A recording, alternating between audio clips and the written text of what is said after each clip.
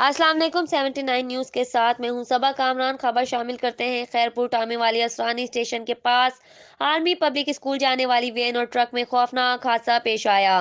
तीन तालिबे इल्म साद अकरम अब्बासी चक 24 और अवेज बस्ती खल्ला और सुफियान वल ताहिर उम्र 10 साल जान की बाजी हार गए, जबकि 6 जख्मी जख्मी बच्चों को अस्पताल मुंतकिल कर दिया गया, जिनमें से 2 की हालत तशवीशनाक बताई जा रही है। ड्राइवर को पुलिस ने गिरफ्तार कर लिया।